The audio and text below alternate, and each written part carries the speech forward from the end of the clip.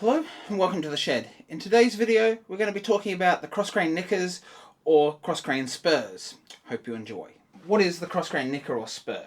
Well, if you've seen my last video on the rebate plane or the moving fillister plane, you'll know exactly what it is. So for those of you that haven't seen that, let's jump down here and we'll talk about what it is, because in today's video I'm going to be showing you how to sharpen them. So what we've got here is a Stanley 45 and also the moving fillister plane, which is the Stanley. If we look at the Stanley 45 here, this little thing here, this little three-way spur is our cross-grain nicker just here. And we also have one that's exactly the same on this Stanley moving fillister. So let's take a closer look at it. So if I could take a very close look at it, it's this little three-way spur thing here. So to remove it, we have this very small screw in here, which we don't want to lose. We need to unscrew that and put that off to the side so you don't lose it. And we want to grab this little piece here. So if we look at this, we can see it's got a three-way area. It's flat on this side, and then on this side it's actually got facets that come back against it. Now the facets on these two here have not actually been sharpened in. It looks like this was a replacement or maybe a blunt one, I'm not sure. But we can see here that this one has a nice little facet on it, which means that we have this flat edge here so that this will cut as a knife. I'll show you in a little bit exactly how this works, but if you've already seen the moving fillister video, you'll already know. And if you already own a plane like this, you already know how this thing works. But this is out here for those of you that aren't familiar, so I just wanted to have a quick overview. So now we're going to jump down here and sharpen. For this, I'm just going to use my diamond stone. This is a 1200 grit stone. You can use any stone you like. It doesn't have to be a diamond stone. I use the diamond stones because they're quick and easy. You just splash them. You don't have to deal with a whole bunch of water. You just give them a quick splash and work on them, or you can work dry on them. But you can also do this on water stones. It doesn't really matter. Any type of stone will get this done. Now, I'm going to start with my 1200 grit. I may need a more aggressive stone to reinstate the back facets on this. The idea is that you have all three of these sharp, so when you come to use it, you can just rotate it when you get a blunt area and make it last 3 times longer. Let's jump down here and we'll get started. So what we want to do is you just want to splash it so it's a little bit wet, and we're going to work on the flat bit first, which just involves running that on your stone back and forwards. And you can move it all around the place, especially if you're using a water stone. And then we want to just check. So you can see that there's a little bit of the darkness, but as long as the shiny part has come right to these edges, we know that's fine, which it has in this case, so we know that's flat. So now we need to move on to the other side and work on these bevels. So first I'm going to work on this one here that's already been instated, and then we'll reinstate or instate the bevels on the other two. So these can be very tricky to hold. That's why sometimes I like to hold them in a pair of pliers. And if you can't get them held to do it, you can just, a pair of pliers or a pair of vice grips. I'm just going to use these pliers today because it does make it that little bit easier. And so you're just looking for that bevel, which is, well, in this case, whatever that bevel angle already is, which is probably 20 to 30 degrees. It is a knife, so it doesn't matter too much. You just want to make sure, because this one's got a round to it, you kind of want to make sure you work around the round like this. And these are very fiddly to sharpen. Because this one's dirty, we could track what's going on with it, and you can see that that's now all shiny right up against that, so we should have a nice flat cutter there. Now, ones like this that haven't already got the bevel, and I haven't really come across too many that are like this. I thought they already came with a bevel on there, but perhaps they were set up for somebody to work the bevels themselves. I'm not entirely sure. We can see how we're going to do this with what looks like a brand new cross-grain nicker here. I'm going to use my fingers as a guide. So what I'm going to do is just hold it at what I reckon is roughly 20 to 30 degrees. And I'm going to ride back and forwards on that angle.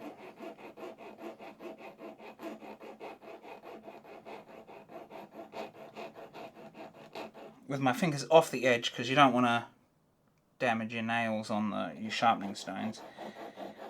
And so I'm putting it right on the edge here and putting my thumb down on the top of it. And we're going to work that back and forwards.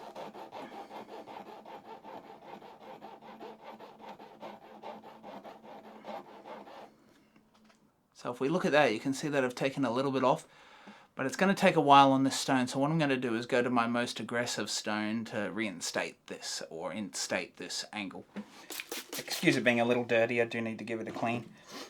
Now the one I was using here was just a 1200 grit, but now we're going up to the 240 grit because we're going to get this done much faster doing that.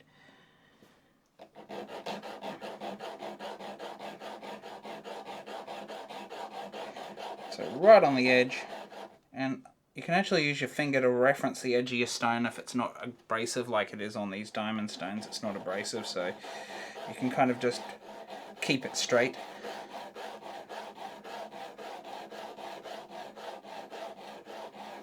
Now, I suspect the metal on these is soft enough that if you didn't have a diamond stone, you could find some way of clamping it and some vice grips up in the air and then using a file to actually instate this before you give it a final hone. So now we're just going to keep finishing that off until we actually get it right to the edge. Because when it comes to these little cross-grain knickers, it's only that very little rounded edge that actually needs to be sharp and not too far up the actual sides.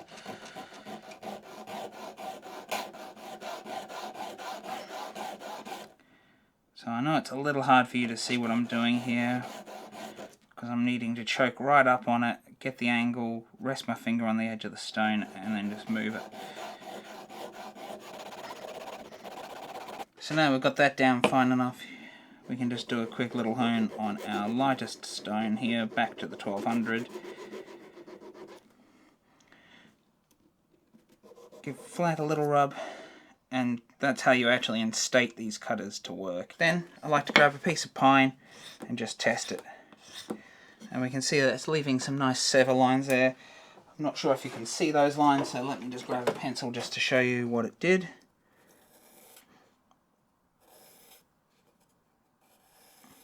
So we can see that it's severing the fibres, which means that it should work perfectly well when we get it back into our plane. So for the sake of speeding this video up, I'm not going to go ahead and sharpen that third one right now.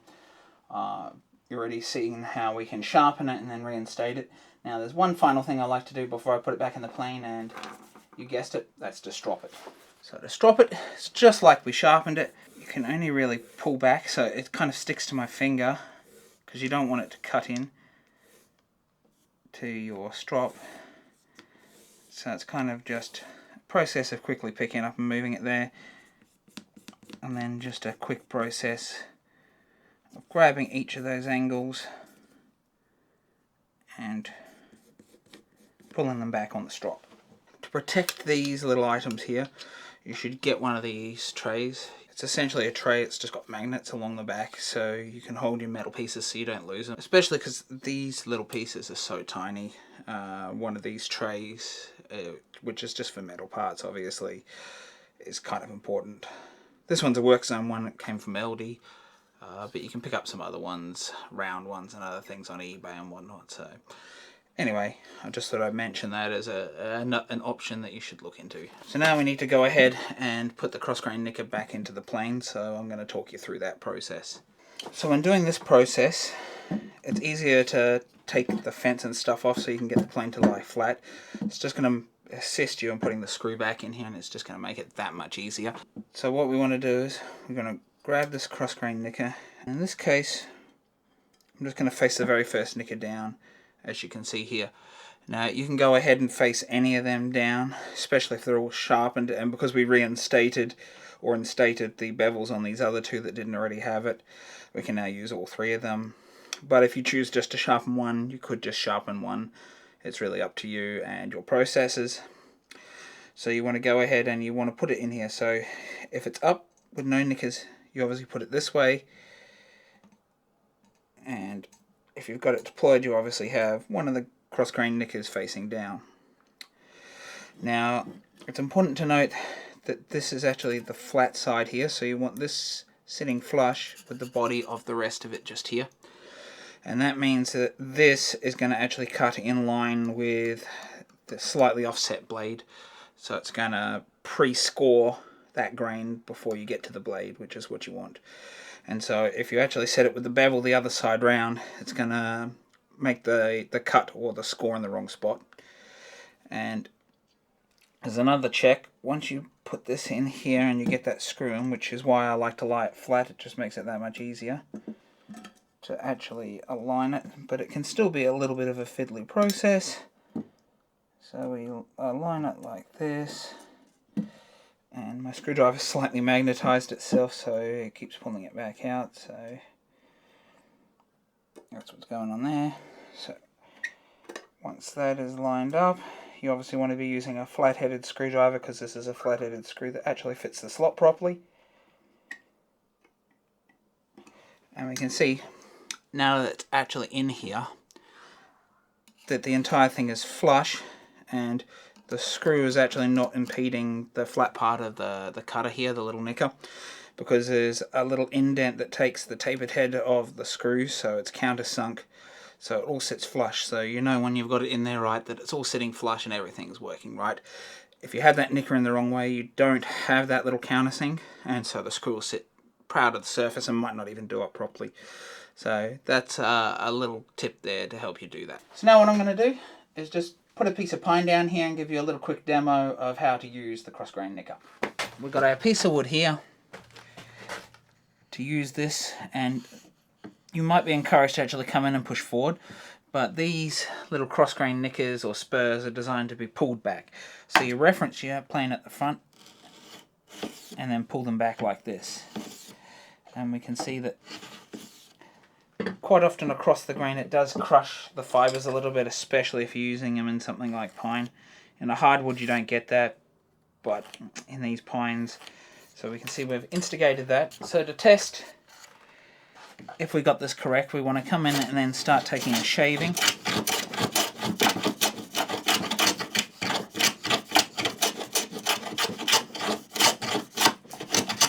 So we can see that we're taking a nice clean shaving here. We've got a nice square edge just here, which means that our spur has done the job that it was intended to do.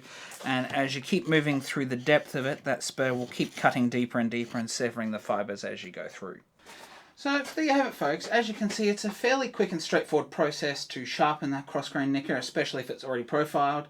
And you were lucky on today's video. I wasn't expecting to have to profile that cutter there, but now if you get one that's not got profile on it, you know how to instigate that as well. But if you've already got a cutter that's already got its angles instated there, you should be able to do all three of them in about 5 minutes. Quick rub on the back because it should already be flat, then just a quick wipe on those angles, a little quick strop, and then you put it back together. And I'd say most of that 5 minutes will be undoing the screw and then getting that screw back in, because that is the most annoying and most fiddly part. In some cases you can undo the screw so it doesn't fully come out and then lift and just twist that nicker, but I found sometimes that it's actually not enough thread to actually lift it up and turn it around and then do it back up. So you may have to remove it each time you go to do that, but since you've got 3 sharpened, this process, because you're only doing a quick knife cut, it doesn't blunten it too quickly, and especially with 3 of them done, that you know, the whole process might take 5 minutes, but it might last you a few months of use of your tool. It depends how much joinery you're actually doing. And to save that nicker, you want to twist it back up when you're working on all the long grain, because if you're working on the long grain and you're severing the fibres, which isn't really necessary, you're just blunting it and going to have to make it come back and sharpen it more often. So I suggest you do all of the cross grain, which is the perfect way to use these tools when you've got the cross grain nicker or spur like that. So do all your cross grain work first with them, lift the little spur up, and then do all your long grain and clean everything up.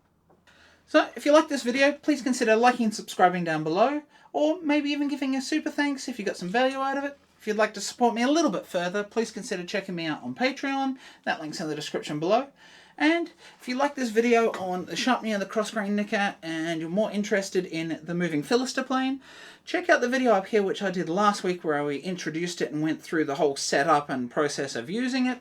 And I'll leave the intermediate playlist that this video will be part of up here as well. Bye for now.